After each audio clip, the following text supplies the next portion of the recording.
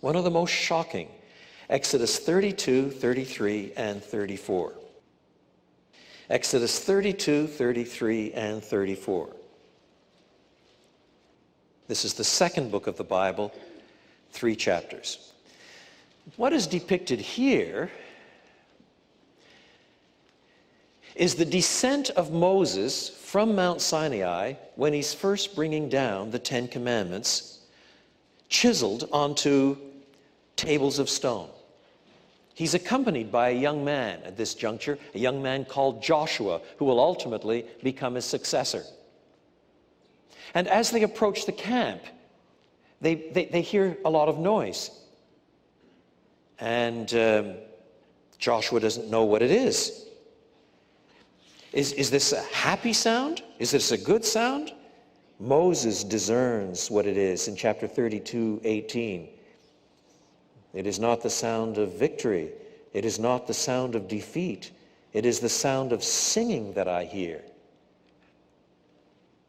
And they discover that while Moses was away for a period of time, some weeks, this people that had just been saved from slavery and that had been exposed to God's gracious self-disclosure, this people that were on the edge of moving into a promised land and being constituted as a nation, somehow they reduced this God who had done this to an image of a calf.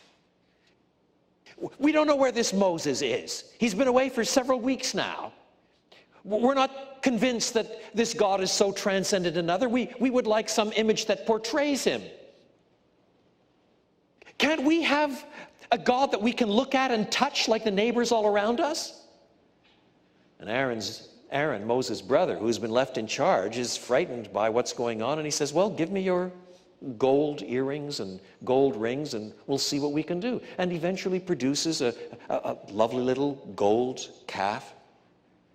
And the people are having a wild party around this God, a kind of pagan worship that becomes more and more enthusiastic. It's the sound of singing that Moses hears as he comes down from the mountain, but not singing of adoration and worship of the God who is there, but now of a domesticated God that can be touched and kissed and fawned over. This is the God that brought you out of the land of Egypt, they sing. And in the horrible scenes that follow, God threatens to wipe out the entire nation and start over again, perhaps with Moses. Moses intercedes with God in prayer. You find this in chapter 33. Moses feels terribly alone, let down by his own brother. In chapter 33, verse 12, he prays, you have been telling me, lead these people, but you have not let me know whom you will send with me.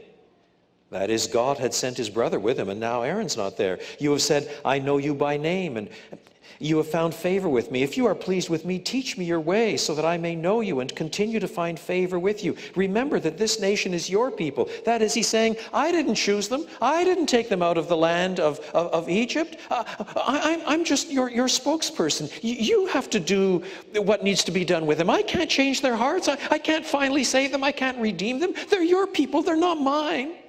And meanwhile, whom will you send with me? In fact, God had promised that he wouldn't go with them anymore. If he went with them anymore, then their sin in proximity to his transcendence and holiness would simply mean that he would end up destroying them. But instead, the Lord replies, my presence will go with you, and I will give you rest. Rest?